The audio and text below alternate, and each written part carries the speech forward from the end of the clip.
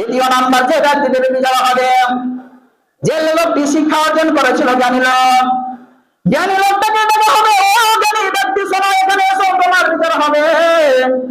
বলো বলো, তুমি কি শিখেছিলে, কি অর্জন করেছিলে, মানুষদেরকে কি শিক্ষা দিয়েছিলে, মানুষদেরকে কি বলেছিলে? তুমি তো দুনিয়ার বুকে আলেম হয়েছিলে, কারি হয়েছিলে, হাফেজ মাওলানা হয়েছিলে, তুমি জ্ঞানী ব্যক্তি হয়েছিলে, এরকম তো ভেবে নিব না। আলেম মানে আলেম মানে হলো জ্ঞানী, আলেম মানে মৌলভী সাহেব নয়। আলেমটা হলো আরবি শব্দ, বাংলা হলো জ্ঞানী। জ্ঞানী আপনিও জ্ঞানী, আমিও জ্ঞানী, আপনিও আলেম, আমিও আলেম। আমরা শুধু এটাই বলি, পড়াশোনা করেন শুধু মৌলভী সাহেব হয়, পড়াশোনা না করলে মাদ্রাসায় না করলে মৌলভী সাহেব হওয়া যায় না। নবী মুহাম্মদ রাসূলুল্লাহ সাল্লাল্লাহু আলাইহি ওয়াসাল্লাম বলছেন যে দুনিয়া যেমন জানো মানুষের কাছে পৌঁছে দেবে, একজন আলেম জানে, এই আলেমটার কাজ হবে পৌঁছে দেওয়া। ওরা বলে ওই জ্ঞানী ব্যক্তিটাকে, ওই আলেমটাকে এটাকে হবে জিজ্ঞাসা করা হবে, বলো কি শিখেছিলে, মানুষদের সামনে কি দিয়েছিলে, মানুষকে কি দিয়েছিলে, মানুষকে উপহার স্বরূপ কি দিয়েছিলে? এই যে তোমার সামনে নিয়ামত রাজিগুলা তোমার সামনে খাড়া করলাম, হাজির করলাম, দুনিয়ার বুকে তোমাকে এতগুলা নিয়ামত দেওয়া হয়েছিল, নিয়ামতের শুকরিয়া হিসেবে কি আদায় করেছিলে? তখন সে লোকটা বলবে রব্বুল আলামিন, আমি নিজে অধ্যয়ন করেছি, পড়াশোনা করেছি, মানুষকে শিখিয়েছি, আমি আলেম হয়েছিলাম, মানুষকে আলেম করেছি, আমি হাফেজ ছিলাম, মানুষকে হাফেজ করেছি, আমি কারি ছিলাম, মানুষকে কারি করেছি, এরপরে আমি যা জেনেছি মানুষদের কাছে পৌঁছে দিয়েছি, আমার কাছে কোনো জিনিসটুকু অবশিষ্ট রাখিনি। মহান আল্লাহ রাব্বুল আলামিন বলবেন, ও হাফেজ ও কারি ও জ্ঞানী সাধারণ মানুষ, তুমি শুনে নাও, তুমি মিথ্যা বলছো, তুমি মিথ্যা বলছো, তোমার সত্য কথা কিন্তু এ পর্যন্ত দিলাম না, তুমি জগতের কথাই বলছো, শুধু মিথ্যা মিথ্যাই বলে যাচ্ছ। তখন উত্তর ওই লোকটার মতোই দিবেন, ওই শহীদ লোকটার মতোই দিবে রব্বুল আলামিন, আমি শিখেছিলাম, মানুষদের সামনে বলেছি, তবে শোনো, আল্লাহ বলবেন শোনো, তুমি মিথ্যা বলছো, তুমি এর জন্য শিক্ষা অর্জন করেছিলে, তোমাকে বড় মাপের আলেম বলবে বলে, তুমি এর জন্য দামি হয়েছিলে, তোমাকে ভালো দামি বলবে বলে, তুমি এর জন্য হাফেজ হয়েছিলে, মানুষ তোমাকে হাফেজ বলবে বলে, এই জন্যই তুমি হাফেজ হয়েছ, এই জন্যই কারি হয়েছ, এই জন্যই মাওলানা হয়েছ, এই জন্য পদ পাওয়ার জন্য এদিক ওদিক করেছো। তবে শোনো, তুমি যতটা বলেছো মিথ্যাই বলেছো, তোমার ঠিকানা হয়ে গেল, তোমার বাসস্থান হয়ে গেল জাহান্নাম। যাবেন কোথায়? ফেরেশতাকে বলবেন যাও, এই একই সিস্টেমে একে ওপর করে ফেলো, একে জাহান্নামে দিয়ে দাও। লোক দেখানো কাজ করলে বড় বিপদে পড়তে হবে, লোক দেখানো কাজ করলে বড় অসুবিধা হবে, লোক দেখানো কাজ করলে রেহাই কেউ পাবে না। নাম্বার 3, আল্লাহর নবী সাল্লাল্লাহু আলাইহি ওয়াসাল্লাম বলছেন, 3 নাম্বার ব্যক্তিটার বিচার কেমন করে হবে শোনো। 3 নাম্বার লোকের কোয়ালিটি কেমন হবে, কোয়ালিটি কেমন হবে, ধরন কেমন হবে? আল্লাহর নবী সাল্লাল্লাহু আলাইহি ওয়াসাল্লাম বলেছেন 3 নাম্বার লোকটার যে কোয়ালিটি হবে, তার কোয়ালিটি হবে সেই হলো ধনাঢ্য ব্যক্তি, ধনী ব্যক্তি। মহান আল্লাহ রাব্বুল আলামিন তাকে মাল মাত্রা এমন দিয়েছেন, মহান আল্লাহ রাব্বুল আলামিন তাকে টাকা পয়সা এমন দিয়েছেন, ব্যাংক ব্যালেন্স এমন দিয়েছেন, জমি জায়গা এমন দিয়েছেন, গাড়ি বাড়ি এমন দিয়েছেন, এত জিনিস পাওয়ার পরে সে তার মতো করে খরচ করেছে। নবী মুহাম্মদুর রাসূলুল্লাহ সাল্লাল্লাহু আলাইহি ওয়াসাল্লামের তরিকা মোতাবেক খরচ করেছে। নবী সাল্লাল্লাহু আলাইহি ওয়াসাল্লাম যে খাতে খরচ করতে বলেছেন সেই খাতে খরচ করেছেন। আল্লাহ যেভাবে খরচ করতে বলেছেন সেইভাবেই খরচ করেছেন। টাকা টাকা হবে, তার নিয়ামতগুলো চোখের সামনে উত্তোলন করা হবে, তুলে ধরা হবে, বলতে হবে, বলো এই যে নিয়ামতগুলো আপনি পেয়েছিলেন, দুনিয়াতে পেয়েছিলেন, সত্যি কিনা? তখন সে লোকটা বলবে রব্বুল আলামিন, এই নিয়ামতগুলো আমি পেয়েছিলাম, 100 সত্য কথা, মিথ্যা কথা একটাও নয়। যা তুমি বলছো, যা তুমি আমার সামনে খারাপ করেছো, বান্দা ঈমান করেছো, রব্বুল আলামিন এত বড় নিয়ামত আমি দুনিয়ার বুকে পেয়েছিলাম। তখন মহান আল্লাহ রব্বুল আলামিন বলবেন, এত যে নিয়ামত পেয়েছিলে, নিয়ামতগুলোকে কোন রাস্তায় খরচ করেছিলে, নিয়ামতের কি অপব্যবহার করেছিলে নাকি নিয়ামতগুলোকে নিয়ে ভালো ব্যবহার করেছিলে? তখন সেই ব্যক্তি বলবে রব্বুল আলামিন, তোমার টাকা পয়সা পেয়েছিলাম, তোমার গাড়ি বাড়ি পেয়েছিলাম, তোমার নিয়ামত রাজিগুলো সব পেয়েছিলাম, কোনো কিছুর কমতি ছিল না। তবে বলো সেই ব্যক্তিটাকে বলা হবে, বলো তুমি ওই নিয়ামতগুলোকে কোন রাস্তায় খরচ করেছিলে? তখন সেই লোকটা বলবে, মুহাম্মদ, ও আল্লাহ, তুমি যে রাস্তায় খরচ করতে বলেছিলে সেই রাস্তায় আমার সাধ্য মতো খরচ করেছিলাম। নবী মুহাম্মদ রাসূলুল্লাহ সাল্লাল্লাহু আলাইহি ওয়াসাল্লাম যেভাবে খরচ করতে বলেছিলেন সেইভাবে খরচ করেছি, অন্যথায় আমি খরচ করিনি। রব্বুল আলামিন বলবেন, বান্দা তুমি যা বলছো মিথ্যা কথা বলে যাচ্ছ, তুমি যা বলছো মিথ্যাই বলছো, তুমি যা বলছো মিথ্যাই বলছো, সত্য কথা এ পর্যন্ত একটাও পেলাম না। তখন সেই ব্যক্তিটা বলবে, আল্লাহ টাকা পয়সা পেয়েছি, জাকাত দেওয়ার সময় জাকাত দিয়েছে, সাদকা দেওয়ার সময় সাদকা করেছে, টাকা পয়সা ছিল ভালো করেছি, উমরা করেছি, কোনো কিছুই বাদ দিইনি। অসহায় মানুষ আমার কাছে এসেছে, তাকে আমি ভালোভাবে বিদায় করেছে, যা দেওয়ার প্রয়োজন ছিল তাই দিয়েছে। রব্বুল আলামিন বলবেন না না না, তুমি তোমার ভালো নিয়তে খরচা করনি, তোমার নিয়ত মোটেই ভালো ছিল না, তুমি যে নিয়ত করেছিলে তোমার নিয়তটা মোটেই ভালো ছিল না, তুমি এজন্য দান করেছিলে লোকে যেন তোমাকে দান করে, তুমি এজন্য মানুষদের সামনে দান করেছিলে, তুমি দান এজন্যই করেছিলে যেন মানুষ তোমাকে ধনাঢ্যশালী বলে, তোমাকে বড়লোক বলে, তোমাকে দানি বলে, তোমাকে আর কিছু বলে, তুমি এজন্য দান করেছিলে। তো সবে শোনো, তোমার কোন ঠিকানা? তোমার ঠিকানা হলো জাহান্নাম, তোমার ঠিকানা হলো জাহান্নাম, তোমার ঠিকানা হলো জাহান্নাম, তোমার বাসস্থান হলো জাহান্নাম, তোমার থাকার জায়গা হলো জাহান্নাম। তুমি বলেছো ঠিক ঠিক জায়গাতে খরচ করেছে, আমি মোহাম্মদ বলছি তুমি ঠিক ঠিক জায়গাতে খরচ করলেও তোমার নিয়তটা মোটেই ভালো ছিল না।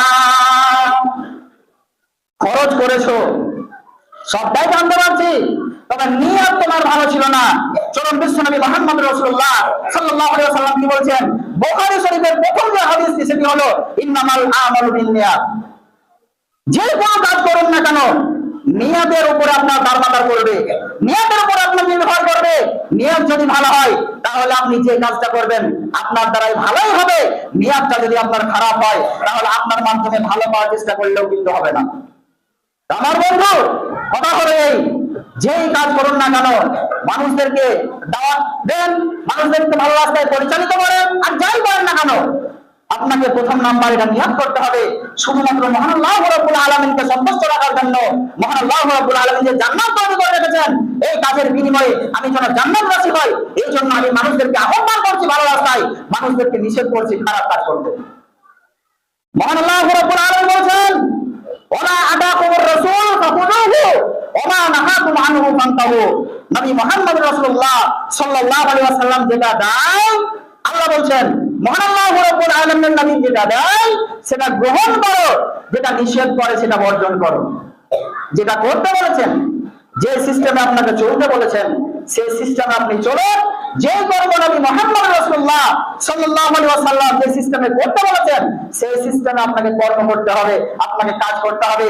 আপনি দান বলুন, আপনি নামাজ বলুন, আপনি রোজা বলুন, আপনি হজ বলুন, আপনি যাকাত বলুন, যাই বলুন না কেন যেটাই করবেন নবী মুহাম্মদ রাসূলুল্লাহ সাল্লাল্লাহু আলাইহি ওয়াসাল্লামের সিস্টেম মোতাবেক করতে হবে। যদি নবী মুহাম্মদ রাসূলুল্লাহ সাল্লাল্লাহু আলাইহি ওয়াসাল্লামের সিস্টেম মোতাবেক না হয় তাহলে আপনাকে ইহকাল পরকাল দুটোই শেষ হয়ে যাবে। আরেকটা হাদিস একটু বলে আমার বক্তব্য শেষ করে দিচ্ছি। হাদিসটা হলো এরকম, নবী মুহাম্মদ রাসূলুল্লাহ সাল্লাল্লাহু আলাইহি ওয়াসাল্লামের কাছে একজন সাহাবী আসলেন। আসার পরে বলছেন আমি এলাম, এসে দেখছি নবী মুহাম্মদ রাসূলুল্লাহ সাল্লাল্লাহু আলাইহি ওয়াসাল্লাম সূরা তাকাসুর পাঠ করছেন। তাকাসুর কোনটা? আলহাকুমুত তাকাসুর। আমি আসলাম, নামার পরে দেখছি বিশ্বনবী মুহাম্মদ রাসূলুল্লাহ সাল্লাল্লাহু আলাইহি ওয়াসাল্লাম সূরা তাকাসুর পাঠ করছেন, আলহাকুমুত তাকাসুর এই সূরাটা পাঠ করছেন। আমি নবীকে জিজ্ঞাসা করলাম, নবী, ও আল্লাহর নবী, আপনি কি করছেন? আপনার কাজ কি? আপনার কর্ম কি? নবী মুহাম্মদ রাসূলুল্লাহ সাল্লাল্লাহু আলাইহি ওয়াসাল্লামের সঙ্গে আলোচনা হলো যে বানি আদম বলে, আদম সন্তান বলে, আমার দুনিয়াটা, আমার পৃথিবীটা, আমার গাড়ি, আমার বাড়ি, আমার মালমাত্তা, আমার সব। তখন ওই সাহাবীকে বলছিল, সাহাবী, মানুষ যারা এরকমটা বলে দুনিয়াটা আমার, দুনিয়াটা আমার, তারা এখন ভুল রাস্তায় আছে, তারা এখন ভুল রাস্তায় আছে, তাদের এখনো কর্ণকুহর খোলেনি, তাদের অন্তঃকরণ এখনো খোলেনি।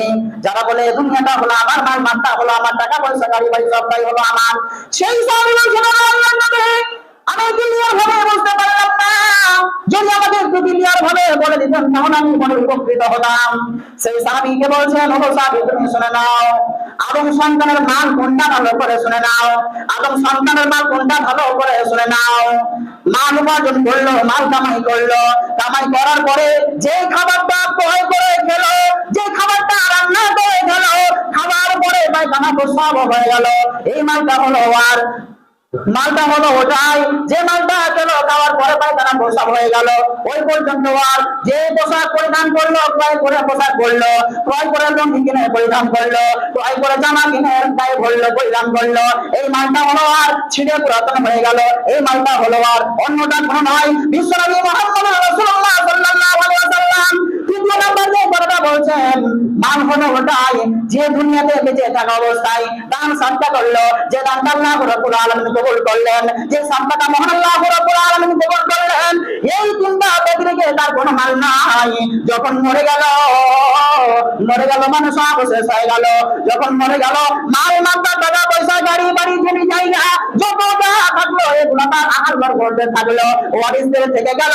আর তুমি এই তিনটা যে কাজ করলে, এই তিনটা বাদ দিয়ে সমস্ত জিনিসগুলো তোমার ছেলেপিলের, তোমার আহার ঘর, তোমার ওয়ারিসদের। আমার বন্ধু, বলার উদ্দেশ্য হলো এই, জীবিত থাকা অবস্থায় আপনাকে দান বলুন, সাদকা বলুন, ভালো কাজ বলুন, জীবিত থাকা অবস্থাতেই করতে হবে। আপনি ভাবিয়েন না যে আমি মরে যাওয়ার পরে আমার কবরে আমার ছেলেরা মাল মাত্রা পৌঁছাতেই থাকবে। দীর্ঘ আলোচনা, সময়ের অনেক প্রয়োজন, তো আর আলোচনা করতে পারলাম না। সারাংশ হলো এই, উপসংহার হলো এই, আপনাকে যে কবরে যেতে হবে, কবরে যাওয়ার পূর্বে কবরে কেমন থাকবেন ব্যবস্থা আপনাকেই করতে হবে, অন্য কেউ করবে না। আপনি মরে গেছেন, সামনে একটা উদাহরণ দিয়ে বলি, আপনি আজকে মরে গেছেন, আপনার স্ত্রীকে যদি বলা হয় তোমার স্বামী মরে গেছে, তোমার স্বামীটাকে আজকের মতো তোমার বিছানাতে রাখো, কেউ রাখবে না বন্ধু, কেউ রাখবে না। যখনই মরে গেল তখনই তোমাকে তোড়জোড় করে বিছানায় তুমি মারা গেছো, ঘরের মধ্যে মারা গেছো, তোমাকে তোড়জোড় করে বিছানা থেকে বারান্দায় নিয়ে চলে যাবে, তোড়জোড় করে তোমাকে ঘর থেকে বাইরে পাঠানোর ব্যবস্থা করবে। তোমার আত্মীয় স্বজনরা শুনবে মুরগি সাহেব মারা গেছে, ইমাম মুয়াজ্জিন মারা গেছে, এই গ্রামের বোন মারা গেছে, বাবার মামাতো খালাতো ফুফাতো ভাই মারা গেছে। শোনার পরে টপ করে চলে আসবে, দেখতে চলে আসবে, দেখলো দাফন কাফনে সহযোগিতা করলো, মাটি দিল, সবটাই করলো, খুব জীবিত থাকা অবস্থায় তোমার খোঁজ খবর নিয়েছিল। মরার পরে খোঁজ খবর নেওয়ার মতো কেউ থাকবে না বন্ধু। তুমি যতই আশা করো, তুমি জীবিত থাকা অবস্থায় যেটুকু করবে সেইটুকু তোমার মূল্যবান জিনিস যাবে, অন্যথায় আর যাবে না। হাদিস পড়েছিলাম, অর্থ বলতে পারলাম না, সময় শেষ হয়ে গেছে। তুমি চাইলেও তুমি তোমার মতো করে খেতে পারবে, তুমি তোমার মতো করে করতে পারবে, তুমি তোমার মতো করে দান সৎকার করতে পারবে। এই আশা নিয়ে কেউ মৃত্যুবরণ করবেন না যে আমি অনেকে রেখে যাবো, আমার ছেলে পিলাগুলা দান করবে, আমি অনেকে রেখে যাবো, আমার স্ত্রীকে দান করবে, এরকমটা কেউ আশা নিয়ে মৃত্যুবরণ করবেন না। আর মৃত্যুবরণ যদি ওইভাবে করেন তাহলে আপনি ইহলোক হারিয়ে গেলেন, আপনার সামনে পরকালে অন্ধকার চেয়ে বয়ে নিয়ে আসবে। আল্লাহ তুমি আমাদের সকলকে সহি বুঝটুকু বুঝার তৌফিক দান করো, আমিন। ওয়া আখিরু দাওয়ানা আলহামদুলিল্লাহি রাব্বিল আলামিন। ইবাদাল্লাহ রাহিমাহুল্লাহ, ইন্নাল্লাহা ইয়া'মুরু বিল 'আদলি ওয়াল ইহসান ওয়া ইতা'ইল কুরবা ওয়া ইয়ানহা 'আনিল বা'সা'i ওয়াল মুনকারি ওয়া ইয়া'iদুকুম লা'allaকুম তাযাক্কারুন। ওয়া লা যিকরুল্লাহি তাআলা ওয়া লা আকবার।